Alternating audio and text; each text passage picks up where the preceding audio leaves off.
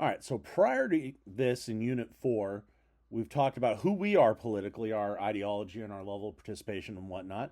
We've also explored at various points the American political culture. So, one key thing that's left is to help understand how that political culture and those political sentiments are actually measured.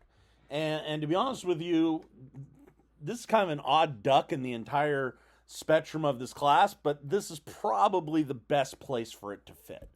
Not that it's necessarily a great fit here, but it's better here than any other place, which is the science of public opinion polling, the science of measuring public opinion. You see it and hear it in politics all the time. Oh, President Trump's job approval is up to 51%, or it's down to 46%, or whatever the case may be. All of that is coming from a scientific, very mathy, which is why, surprisingly, this is actually one of my strong suits in the study of government, because it is very mathy, process, which is known as public opinion polling. So the first thing up is, why do we do it? Why do public opinion polls even exist? And the answer is that public opinion polls have a variety of purposes. First thing is, they can be used to measure views on policy and politics. Used by the public. Hey, President Trump proposed this. Do people actually like it? Could be used by people who are inside the realm of political science, the study of politics, to see if their own assumptions about policy or their own assumptions about politics are correct or incorrect. It can also be used by campaigns to measure the success of their candidate and their candidate's message. For example, it's very common in public opinion polling by both the public at large, or for the consumption of the public at large, I should say, and for campaigns, to do what's called message testing, which is to say that they say, here is a proposed law, or here is a law that's being suggested. Do you, as a citizen of this country, oppose or support this law, whatever that law may be? And then to look at that and to weigh their policy agenda accordingly. You do not want to put forth a policy agenda that everybody hates.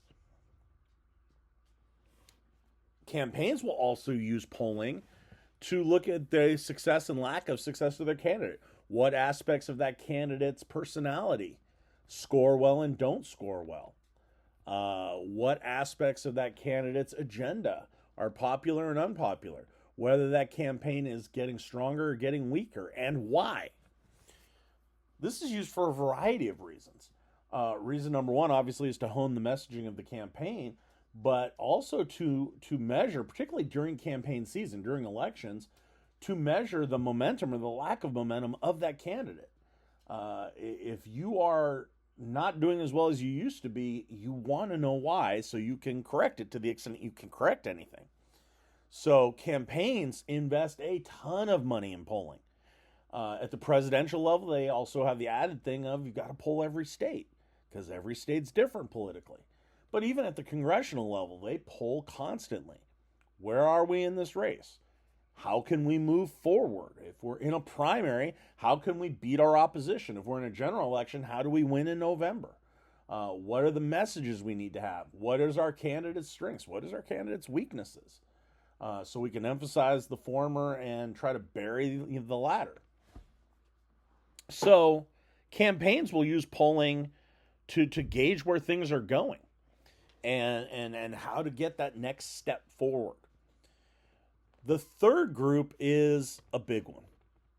Donors, political parties, interest groups will use polling data to measure the vibe, if you will. And I'm sure there's a better, more academic word for it, but the vibe of the electorate. An example, one of the reasons why Donald Trump was so instrumental, why Elon Musk was so instrumental to Donald Trump, was because Trump was starting to see his money dry up. Right after Kamala Harris claimed the nomination when Joe Biden dropped out, her poll numbers had a real honeymoon. She was leading in national polls by 7, 8, 10 points. Statewide, key state polls, she was doing very well. We're talking late July into August. And Trump's money began to dry up a little bit because a lot of Republican donors were putting their money elsewhere. Well, shoot, if Harris is going to win the presidency, maybe we got to focus on the Senate, winning the Senate. Now, of course, that's not how it wound up being. Elon Musk's money was instrumental in that, but that's one reason why donors are interested in polling data. It's a lot more common, for what it's worth, in primary season.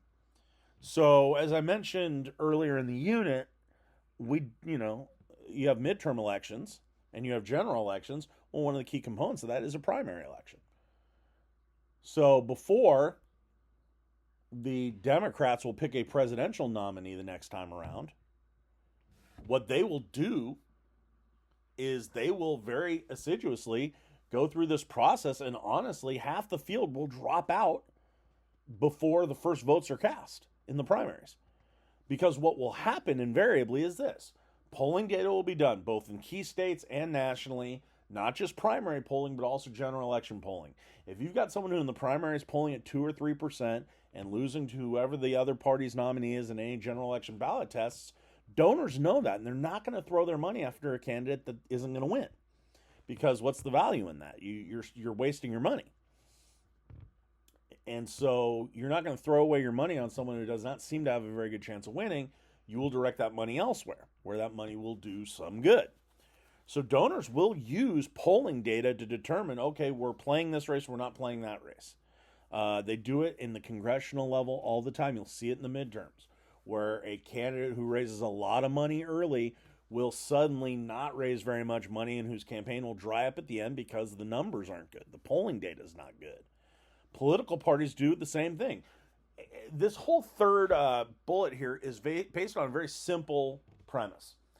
And that simple premise is the idea of a finite resource. Campaigns, and we'll talk more about this later when we get into campaigns in particular in Unit 5, but campaigns are all about the distribution of finite resources. That is to say, you only have so much money. There is no campaign. Even the billion-dollar campaigns that we saw in last year's presidential election, they're not endlessly funded. You're not able to fund every single need and every single want that the campaign has. It's fundamentally impossible because those wants and those needs are endless. I know I feel like I'm teaching microeconomics over here, but it is very simple in campaigns.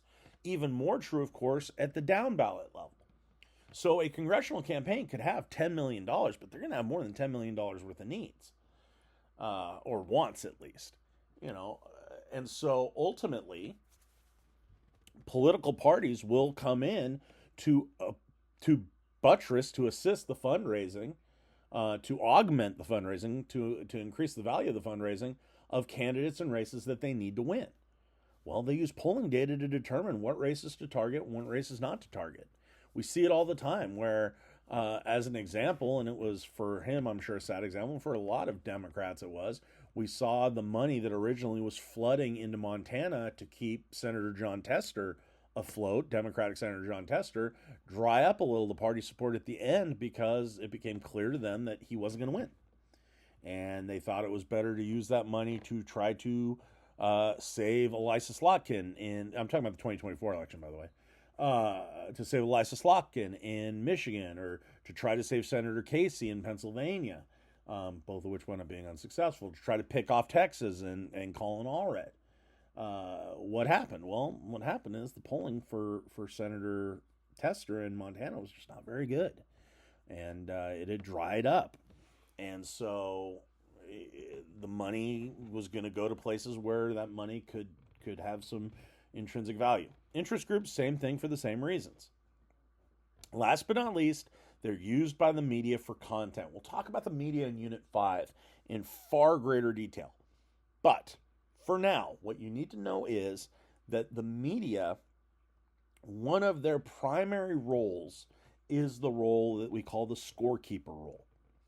That one of the things the media does, one of the key components of their political coverage, one of the key aspects of their political coverage, is to be the one to tell you who's ahead, who's behind, who's doing well, by whatever metric we're going to talk about doing well, who's not. And polling is, of course, central to that. We're seeing, starting just now, and this is being recorded for those who We'll hear this much further down the line. This is being recorded in literally on the last day of March in 2025.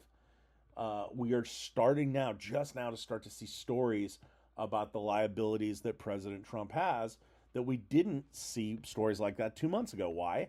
Because his polling numbers, quite frankly, were much higher at the beginning of 2025 than they have achieved by the springtime. For a variety of reasons, inflation has not ebbed, and there's been some various controversies of various descriptions. But one of the things that you note is those stories were nowhere to be found till the polling data went south. Same thing happened with Biden last year. When did the knives really come out for him in the press? When the polling went south. So that's the scorekeeper role at work. This guy must be in trouble politically because we're looking at this data and his numbers aren't good, or his numbers have gotten worse. This is also done, to be honest with you, on policy issues. You've seen a very different, you see very different rhetoric at different points in our story from politicians, and a lot of that's based on where the polling data is on those issues. You don't see so much railing in the conservative wing of things in the last 5 to 10 years on gay marriage, because the polling data for gay marriage is a lot better than it was in 10 even 20 even 10 years ago. Just to give you an example, in 2004, a central part of the Republican messaging was those Democrats will let gay marriage happen. You don't want that, which was true in 2004 if you looked at the polling data. Today, the numbers have changed markedly, and you don't see Republicans running on that anymore. And the ones who do, the National Party will distance themselves from. Oh, that's just not a priority for us. They're not going to say they support gay marriage because obviously they have their own base that has issues with that, but they're going to say things like, that's just not an issue for us. It's not something that's on our radar, what have you. And that's because the media narrative on gay marriage has shifted. Now, why has the media narrative changed? Because the data's changed. And in that case, to be honest with y'all, it's a real chicken egg thing. Did the polling data change public opinion, like it's okay to support gay marriage now? Or did the polling data reflect a shift in public opinion? No way to know, but what we do know is the tenor of the news media, which is a commercial enterprise. They got to make money. They're not going to make money yelling at you that what you believe is terrible or wrong very often. They're going to try to, it's a hell of a needle to thread, but they got to try to thread it. So they can feel more comfortable reporting things when the data backs them up. Now that we know why people poll, let's talk about how to do it right. And there are 5 components to a quality public opinion poll. And, you can write these down as a list. Obviously, the beauty of these video notes as opposed to when I'm in class is you can just hit pause if you feel like it. But I am going to go all these individually. Ask the right people. Ask the right number of people. Ask within a reasonable amount of time. Be aware of who is doing the asking. The notion of what we call sponsored polls. Polling results from Donald Trump for president are going to look a lot different than polling results from just a random media outlet that doesn't have a dog in the fight. And last but not least, be aware of what the questions are and in what order they're being asked. That's a subtle one, but it's an important one. If I ask 6 questions in a row that paint Democrats in a bad light and then ask you what you think of Democrats, your answer will actually, and study after study has shown this, your answer will actually change. Compared to if I ask that question first, what do you think of Democrats and Republicans? And then ask you the issue questions afterwards. So in the business of analyzing elections and analyzing politics, we will look at a poll, but we will not just look at what we call the top lines, the results. We will look at the actual, what we call a survey instrument, the actual survey itself, to look at things like, well, did they ask the who are you voting for up front? It's okay to ask, do you approve of and disapprove of the candidates, and then ask the, what we call the trial heat question, who are you voting for? But if you ask a bunch of issue questions, then ask who people are voting for, you're probably trying to game the answers. Okay, I should have probably just saved that for that when that slide was, but I got excited. It happens. All right, let's go through these. Number 1, ask the right people. Polling all adults is poor form. It's not good quality election polling. And the reason why is actually really simple. Not all adults are registered to vote. We know this. We know from, the study of just basic statistics on elections that we have a much higher, what we call voting age population, that is, say, the number of people in this country who could vote, than ones that are actually registered. How big is the gap? Well, it's not a perfect, because, of course, the voting age population is literally changing daily with new people registering and other people sadly dying. But the gap is estimated at about 15-ish% of the potential voting pool is just simply not registered to vote. So you don't want to poll all adults. You don't necessarily want to poll all registered voters either. I will tell you that there is a lot of dispute within the community about this. I happen to be an adherent that polling registered voters in a lot of cases is probably fine. And I'll get to why I believe that here in a second when I get to this third slide. Or not third slide, excuse me, this third bullet point. But the theory goes, the political science goes, that you don't want to just poll registered voters because, as we know, in even presidential elections, which are the highest turnout elections they are, about a quarter to a third of registered voters won't vote. We know this. Every election that's true. Even in the highest participating counties, 10% of registered voters aren't going to vote. There are a lot of people who registered when they were 18, became disengaged with politics, and have never come back. There are people who vote very infrequently, depending on, the personal degree to which they are engaged with the politics of that time. We know this. So, political science argues it is best for pollsters to determine which voters are likely voters.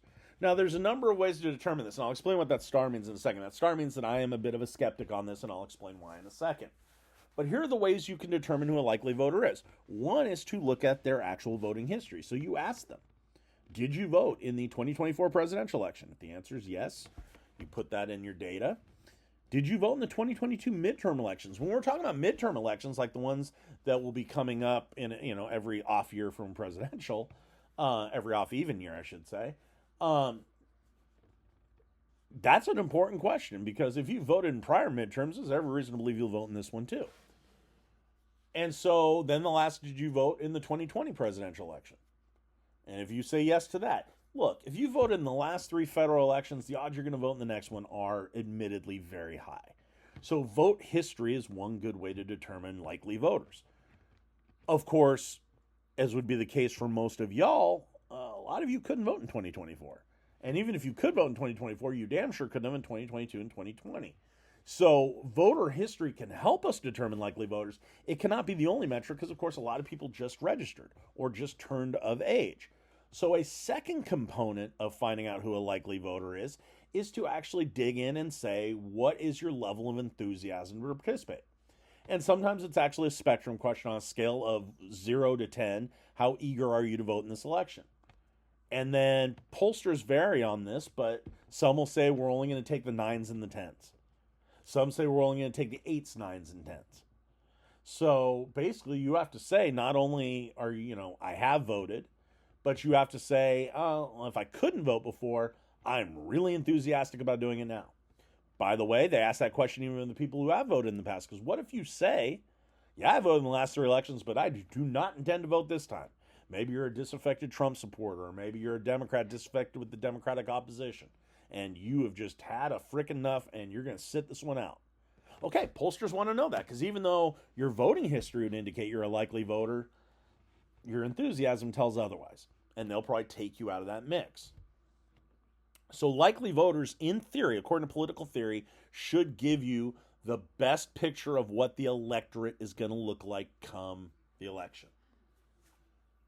Now I'm going to give the contrary, just because, again, I'm putting my cards on the table. I am a skeptic on this question. Because the danger of having what's called a likely voter screen, and there is a danger in it, is you are now, as a pollster, making assumptions.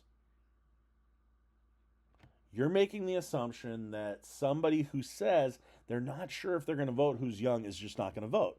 Well, we know that's not true. There's been studies done, political science studies done, that, a good percentage of the people who say they're a 9 or a 10 to vote don't actually vote. Like 1 in 6 who say, oh, I'm definitely voting, don't vote. We also know that about half of the people who say they're a 0, 1, or a 2 wind up voting. So that self-report may not be the most agreeable method. And just because someone didn't vote in the last election doesn't mean that they're not motivated to vote in this one. What if you are somebody who is a federal worker who really didn't care about politics, and then, Elon Musk and the old Doge team, ended your job, ended your department? You're probably going to be pretty motivated to vote against them next time, aren't you? Well, you've never voted before, but now you got a reason. So the problem with the likely voter screen, in my opinion, and this is just opinion, to be clear, is that, in my opinion, it does introduce an element of subjectivity. Now you're guessing, you're chasing. Who's the electorate? What's it going to look like? And every electorate is a little different. For example, one of the things we've noticed is there is a big reservoir of working class MAGA voters that don't seem to show up any other election than the presidential one. They didn't vote in very big numbers in the 2018 or 2022 midterms. They are never there for special elections.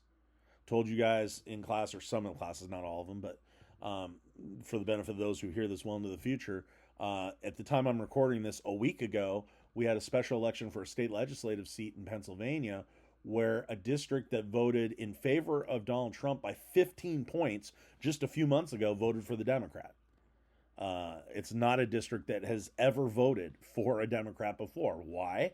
Because a lot of those Trump-leaning voters in those places are really infrequent voters. So a likely voter screen might pick them up because they voted in the last two presidential elections, but they're not going to vote for governor. They're not going to vote for Congress. They haven't before. Once you introduce that subjectivity of trying to figure out who the likely voters are, you are starting to chase. And that's not necessarily going to work out in your favor. Okay, number 2 is you got to ask the right amount of people. Polling is an exercise in statistical limits. Now, I'm not a math guy. Well, not an advanced math guy, at least. So I'm not going to go into a discussion of what limits means. But you can't ask everyone who they're voting for, because it's physically impossible to interview 150 million voters, even if you know exactly who's voting. With a representative sample, you don't need that. You can get to a respectable level of statistical margin of error by asking a representative sample of 600 people, 1,000 people, depending on what you want. Here's what I mean by a statistical limit. If you ask 600 people a question about the election, you can get down to a margin of error plus or minus 4%. That's pretty solid. If you want to get to a margin of error plus or minus 3% to get just that little bit more accurate, now you got to ask between 1,000 and 1,200 people. So that's twice as many phone calls, and that's money, to get your survey 1 percentage point more accurate. What if you want a margin of error of 2%? Now you're up to about 2,500 calls. So to get that 1 extra percent, now you're, again, doubling yet again. Now 4 times your original workload to get 2% for each candidate more accuracy. Most companies are not going to spend that extra money for that little gain in accuracy. So 4% sufficient. So you see most polls will be between 600 and 1,000 people. What they'll do typically, just so you know, we'll peek behind the curtain, is they will set a polling window, a period of time, which we'll get to in a second why that's important, and they'll just make as many calls successfully as they can in that time. They'll have a baseline minimum that they want to get to, which is usually 600. And then if they get to 750 in that time frame, great. If they get, 800 people to pick up their phones, swell. The internet has changed that a little bit because a lot of the polling services are now done by email or by online outreach and things like that, and you can get a lot more people to respond that way because your universe is bigger. You can email 3 million people at once. Can't make 3 million phone calls at once. So that's changing some, but then it also raises the question, you're only limited to people who answered your email, and, well, I guess that's the same as anybody who answers your phone, but you're taking a little bit of the randomness out of it. Because that is a key element of public opinion polling, is randomness. Everybody who is eligible to vote should have an equal chance of getting your survey. When you have what we call an online panel, you're at the mercy of that panel a little bit. And that introduces something called weighting, which we don't need to get into because that's way more advanced than you need. But point is, you got to ask enough people. If I just pull 5 people in a row and say, do you like Trump or not? And 4 of them say yes and 1 says no, I am not going to credibly say, hey, 80% of California loves Trump. No. 4 out of 5 people in a row, by the way, a culturally homogeneous row of all white students, 4 of whom are male, just giving a hypothetical, I'm pulling it out of my butt here, but you get my point. By the way, the converse would also be true. I wouldn't say, oh, his approval is only 20% because I asked these 5 kids in my class. Same age groups, same ethnicity, it's not very accurate. So you want 2 things. One, you want to ask enough people that you can hit those statistical limits. And the second thing you want to do is you want to get as random and representative a sample as you can. You know that your electorate is going to be about 50-50 man to woman. Actually, a little bit higher for women. So if you can get your sample to weight to 53% female, 52, 51, you're good. If your sample's 65% guys, that's not a sample of any electorate that will happen anytime in the near future. It just won't. Likewise, you know roughly what percent of the population is going to be black. You know roughly what percentage of the population is going to be between the ages of 18 and 29. You know roughly the percentage of people that are going to be LGBT. So what you do is that's where the weighting I was coming in and talking about earlier. You're going to take that survey and you're going to say, okay, let's play with these numbers to figure out who is the representative group in here and then measure their opinion. But to do that, you've got to ask enough people for that to work. All right, third thing is you got to ask within a reasonable amount of time. I said a little earlier talking about the idea of a window. You don't want your survey conducted in a day. For one thing, it's hard to get enough responses in a day. For another thing, and I think this is equally important, even if you can get enough answers, they're dealing with such a narrow range of information. So if there's something deeply embarrassing to Elon Musk, and then you ask that day, do you approve of Donald Trump and Elon Musk, people are going to be more inclined to say no because that embarrassing story just came out. Whereas if you ask them 3 days later, some of them will have heard conflicting information that may ameliorate whatever it was that was pissing people off about Musk. Or maybe 3 days later, they've just gotten further removed from it and don't care about as much as they did the day they heard about it. So you'd rather not poll in a single day. A lot of pollsters do it, but you'd rather not. You also don't want to go on for too long a window, because you want people dealing with about the same environment. You don't want, some people answering a poll the day after Trump got inaugurated and gave an inaugural speech that, typically those are pretty, anodyne and everyone, thinks they're fine. Very rarely does a president go to piss people off in their inaugural speech very often. To ask them and then to ask somebody who did it after the State of the Union, which was far more combative, right? They're not dealing with the same information universe. So asking them if they approve of Trump or not, or they're going to vote for Trump, well, I guess they can't anymore, but you get my point. That's the problem. For example, just to throw one out there, some polls are conducted over weeks at a time, and that's not good practice, and here's why. In July, you had polls in the field, and Biden dropped out.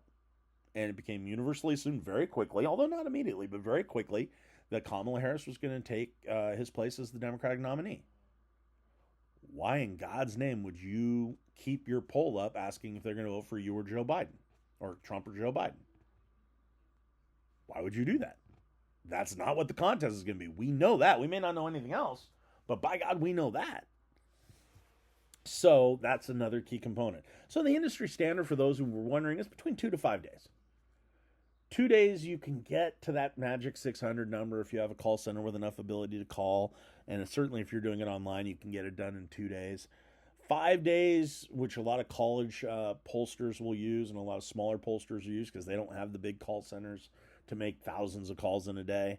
If you need 600 responses, you probably need to make at least 30,000 calls, and probably more than that. Well, 5 days, 6,000 calls a day when you're talking about a much larger group, and a lot of them are just going to be hang-ups. Not too bad. Not inconceivable for sure. Anything past that, you're starting to get in some danger. Okay? Next question. Be aware of who's doing the asking. Now, there's reasons why. Anybody who's releasing a poll that has a rooting interest in that election, you should look at it with some skepticism. Look, I'm not saying the data is bad. In fact, I'll tell you something. Private data, if you can get it that's not being released to the public, is the best data. because they're paying for it. They're not getting paid to be lied to. I've never quite, I shouldn't say that. In very rare circumstances, I've had the ability to see private data. I did see some in 2020, the presidential election, and it was great stuff. Because one, it was more comprehensive than anything you get publicly released. This was, I think 30 of the states in the sample I got a chance to see. And it was good data. It came very close to the final answers because final results, not final answers, the final results because, again, they're not paying to be lied to. But when they release it to the public, there's two potential flaws. I don't know if you can hear in the background there is a Frenchie and a pug snoring. It is the cutest thing in the world. But potential concern number one is survey design and survey construction. How do I know that survey that says that, hypothetical example, not a real one, that the Republicans are up 10 points for the governor of California, how do I not know that the first 10 questions were about the Democratic governor, Gavin Newsom, and the Democratic mayor of Los Angeles, Karen Bass, and their response to the wildfires, which has been, even among Democrats, pretty largely condemned or at least criticized, right? And then after 10 questions, I say, you're going to vote Democrat or Republican for the governor. I've biased you. And there's a very good chance that I've done it deliberately. So I said that surveys aren't done to be, the campaigns don't pay for surveys to lie to you, but sometimes they'll pay for surveys to move public opinion. It's what's called a push poll in the business. A push poll is when you're trying to push a certain narrative. If I want to push the narrative, I'm running against Bob Smith, and I want to push the narrative that Bob is deeply unlikable, I'm going to find every bit of opposition research shit I've got on the dude. I'm going to ask a survey where I'm going to ask 10 in a row. Hey, did you know that Bob Smith was delinquent on his taxes in 2022? Did you know that Bob Smith was arrested in 2015 for domestic violence on his now ex-wife? Do you know this? Do you know this? And then my 23rd question is going to be, hey, the election's coming up soon. Are you going to vote for Steve Singiser or Bob Smith? I've primed you. I've groomed you to give a certain answer. And so question construction and survey design can inform answers. And then I'm going to release a poll saying, hey, me and Bob Smith are tied. Well, yeah, because I basically laid out every rotten piece of shit thing he'd ever done in his life. And then I sat back and waited for you to, go, wow, I didn't know all that about that guy. He's bad. I'll vote against him. The second thing is what we call selective release. Most big campaigns will poll a lot. The presidentials will poll the key states daily. Even the non-key states probably weekly or every other week just to make sure the landscape's where they think it is. So if all of a sudden you're running for governor and you've got 3 polls in a row and you're starting to, the public's starting to lose faith that you have a chance to win, and you've had 3 polls in a row that confirm that lack of faith, you're down 15, 12, 14 points, and then you get a survey that comes in that says you're only down 4, in your heart the race probably didn't change 10% in a week. And we know, and you probably learned this in your stats class, that there is a thing in statistics called an outlier, right? And in public opinion surveying, it is a 95% confidence interval. That is to say, to put that in plain English, 1 out of 20 surveys is just going to be wrong. It could be a sample construction error that just happens by accident. You just happen to pull every black Republican in the state. And black voters who are normally pretty loyal to the Democratic Party, you've got a black vote that's 50% Republican. And you're like, wow, the Republicans really are drawing in black voters. No, you just happen to call every one of them by luck. It happened to be. We've seen that. Saw that in a poll last year on the Harris-Trump race that had Kamala Harris winning the state of Iowa because she was winning Iowa white voters by like 6 points. Because Iowa's a very white state. She wound up losing white voters in Iowa by like 20.